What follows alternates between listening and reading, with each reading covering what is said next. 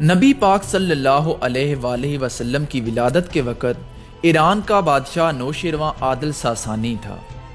جب آپ صلی اللہ علیہ وآلہ وسلم نے اعلان نبوت فرمایا تو اس وقت ایران کا بادشاہ نوشیروان عادل کا پوتا خسرو پرویز تھا۔ اسی دور میں قسطنطنیہ میں ایک زبردست بغاوت قیصر فوقا کے خلاف اٹھی اور قیصر فوقا کو قتل کر کے ہرقل کو بادشاہ بنا دیا گیا۔ ہرقل کے تخت نشین ہونے کے بعد، جو کہ حقیقت میں تخت و تاج کا حقدار نہ تھا، ایرانیوں کے لیے سلطنت روم پر حملہ آور ہونے کا بہترین موقع تھا۔ چنانچہ خسرو پرویز نے رومی سلطنت پر یعنی ہرقل پر حملہ کر دیا۔ ایرانیوں اور رومیوں میں لڑائی شروع ہوئی اور ان لڑائیوں کا سلسلہ 6-7 سال تک جاری رہا۔ بالآخر ایرانیوں نے شام کا ملک فتح کر کے بیت المقدس شریف پر قبضہ کر لیا اور عیسائیوں سے سلیب چھین کر لے گئے۔ ساتھ ہی فلسطین کے تمام ملک کو فتح کر کے اسکندریہ تک جا پہنچے۔ مشرکین مکہ نے ایرانیوں کی ان فتوحات کا حال سن کر بڑی خوشیاں منائیں، کیونکہ رومی اہل کتاب تھے اور ایرانی مشرک تھے۔ مسلمانوں کو مشرکوں کے مقابلے میں اہل کتاب سے ہمدردی تھی، اس لیے اس خبر سے مسلمان رنجیدہ ہوئے۔ اللہ تعالیٰ نے سورۃ الروم کی آیات نازل فرمائیں اور ان میں اطلاع دی کہ اگرچہ رومی اس وقت مغلوب ہو گئے ہیں، لیکن چند سال کے بعد وہ غالب ہو جائیں گے اور مسلمان اس وقت خوش ہو جائیں گے۔ ہرقل 6-7 سال تک برابر فوجی تیاریوں میں مصروف رہا۔ اس عرصے میں اس نے اپنے ملک کے اندرونی انتظامات پر بھی پورے طور پر قابو پا لیا تھا۔ ہرقل ایرانیوں کو اپنی حدود مملکت سے نکالنے اور سابقہ شکستوں کا انتقام لینے کے لیے نکلا اور ملک شام کے میدانوں میں رومی لشکر نے ایرانیوں کو فیصلہ کن شکست دی۔ ایرانی بھاگے اور قیصر روم نے اپنے علاقے ایرانیوں سے خالی کروا لینے کے علاوہ ایرانیوں کے بعد صوبوں پر بھی قبضہ کر لیا۔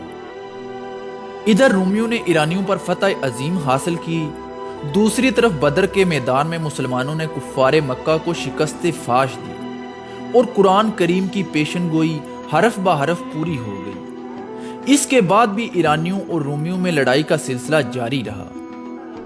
سن 7 ہجری کی ابتدا میں رومیوں اور ایرانیوں کے درمیان صلح ہو گئی اور ایرانیوں نے وہ سلیب جو بیت المقدس شریف سے لے گئے تھے رومیوں کو واپس کر دی اور ان کے کھوئے ہوئے علاقے اور صوبے بھی رومیوں کو واپس کر دیے۔ لہذا ایرانی اور رومی دونوں درباروں میں بیداری کی علامات نمایاں تھیں اور دونوں ہی اپنی اپنی ترقی و مضبوطی کے لیے مناسب تدابیر میں مصروف ہو گئے تھے۔ اسی سال آپ صلی اللہ علیہ وآلہ وسلم نے بادشاہوں کے نام خطوط روانہ کیے۔ آپ کا خط خسرو پرویز کے پاس مدائن میں اور ہرقل کے پاس بیت المقدس شریف میں پہنچا۔ خسرو نے آپ صلی اللہ علیہ وآلہ وسلم کا نامہ گرامی چاک کر دیا اور ہرقل نے تکریم و عزت کے ساتھ اس خط کو لیا۔ آپ نے ایرانی بادشاہ کی اس حرکت نامعقول کا حال سن کر فرمایا کہ اس کی سلطنت بھی پارا پارا ہو جائے گی۔ خسرو پرویز نے صرف یہی نہیں کہ آپ کے خط کو چاک کیا اور قاصد کے ساتھ گستاخی کی تھی، بلکہ اپنے عامل بازان والی یمن کو لکھا کہ اس عربی پیغمبر یعنی آپ صلی اللہ علیہ وآلہ وسلم کو گرفتار کر کے ہمارے پاس بھیج دو۔ بازان نے اپنے 2 آدمی مدینے میں بھیجے۔ وہ دونوں خدمت نبوی صلی اللہ علیہ وآلہ وسلم میں حاضر ہوئے اور خسرو پرویز کے حکم کی اطلاع دی۔ نبی پاک صلی اللہ علیہ وآلہ وسلم نے فرمایا کہ جس کو اپنا معبود سمجھتے ہو یعنی خسرو پرویز، وہ رات کو اپنے بیٹے کے ہاتھوں مارا گیا ہے۔ یہ دونوں جب بازان کے پاس واپس پہنچے تو وہاں مدائن سے اطلاع پہنچ چکی تھی کہ خسرو پرویز کو اس کے بیٹے نے قتل کر دیا ہے۔ یہ واقعہ ٹھیک اسی رات کا تھا جس رات کی نسبت نبی پاک صلی اللہ علیہ وآلہ وسلم نے فرمایا تھا۔ والی یمن مسلمان ہو گیا۔ اس طرح ملک یمن میں بہت جلد اسلام پھیل گیا۔ خسرو پرویز کے مرنے کے بعد یکے بعد دیگرے جو بھی بادشاہ ایران کے تخت پر بیٹھا اس کو قتل کر دیا گیا۔ آخرکار خسرو پرویز کی بیٹی بوران تخت نشین ہوئی۔ بوران کے ہی زمانے میں آپ صلی اللہ علیہ وآلہ وسلم نے وفات پائی۔ بوران کے بعد کئی نوعمر لڑکے اور عورتیں یکے بعد تخت نشین ہوئے، لیکن آخر میں یزدگر تخت نشین ہوا۔ جس کے زمانے میں مسلمانوں نے ایران پر قبضہ کیا۔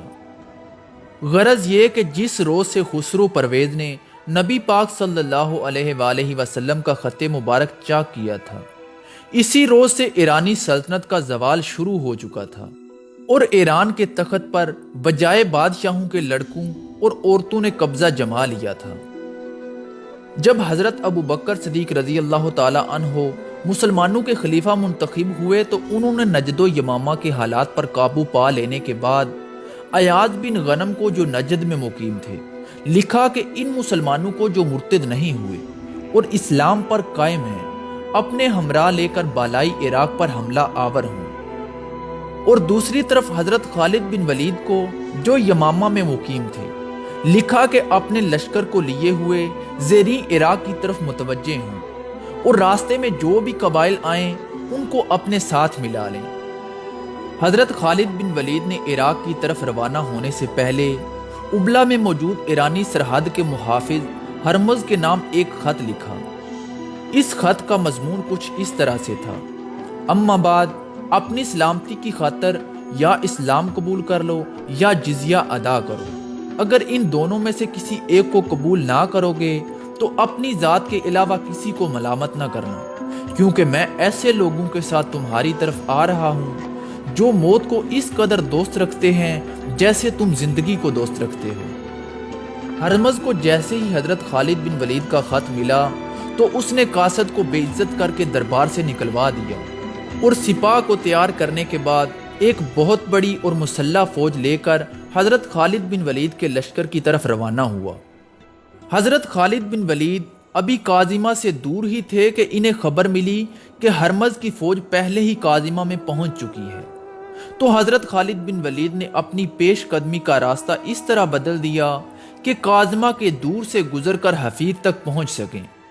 جب ہرمز کو پتا چلا کہ اسلامی فوج نے اپنا راستہ بدل دیا ہے تو اس نے اپنی فوج کو خیمے اکھاڑنے اور بہت ہی تھوڑے وقت میں حفیر کی جانب کوچ کرنے کا حکم دے دیا اور اسلامی لشکر سے پہلے پہنچ کر پانی کے کنووں پر قبضہ کر لیا۔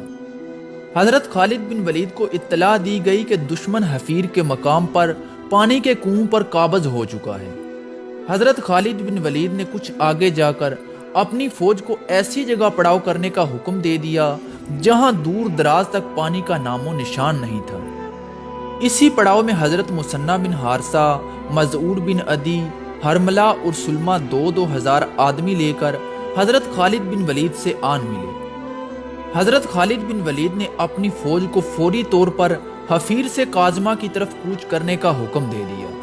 ہرمز کو اطلاع ملی کہ مسلمانوں کا لشکر کاظمہ کی طرف کوچ کر گیا ہے، تو ہرمز نے بھی اپنی فوج کو کاظمہ کی طرف کوچ کرنے کا حکم دے دیا۔ مسلمانوں کے لیے کوچ کرنا اتنا مشکل نہیں تھا جتنا کہ ایرانیوں کے لیے دشوار تھا۔ مسلمانوں کے پاس اونٹ اور گھوڑے خاصے زیادہ تھے اور سپاہی بھی ہلکے پھلکے تھے اور وہ آسانی سے تیز چل سکتے تھے۔ ان کے مقابلے میں ایرانی سپاہی ہتھیاروں سے لدے ہوئے تھے، اس لیے وہ تیز نہیں چل سکتے تھے۔ اس کے علاوہ 1-2 دن پہلے ہی وہ کاظمہ سے حفیر آئے تھے۔ اس کوچ کی تھکن ابھی باقی تھی کہ انہیں ایک مرتبہ پھر کوچ کرنا پڑا، اور وہ بھی بہت تیز، تاکہ مسلمان پہلے کاظمہ کے علاقے میں نہ پہنچ سکیں۔ اس کوچ نے راستے میں ان کو تھکا دیا۔ ہرمز کی فوج کاظمہ میں جب مسلمانوں کے بالمقابل پہنچی تو پوری طرح نڈھال ہو چکی تھی۔ مسلمان سپاہی صحرائی لڑائیوں اور صحرا میں نقل و حرکت کے عادی تھے۔ حضرت خالد بن ولید نے ہرمز کو یہ تاثر دینے کے لیے کہ وہ اپنے لشکر کو آرام نہیں کرنے دے گا، لشکر کو 3 حصوں میں تقسیم کر دیا۔ قلب میں وہ خود رہے اور دائیں اور بائیں پہلو کی قیادت حضرت عاصم اور حضرت عدی بن حاتم کو دی۔ مسلمانوں کو لڑائی کی ترتیب میں دیکھ کر ہرمز نے بھی اپنی فوج کو 3 حصوں میں تقسیم کر دیا۔ قلب میں وہ خود رہا اور دونوں پہلوں کی کمان شاہی خاندان کے 2 افراد قباز اور انوشجان کو دی۔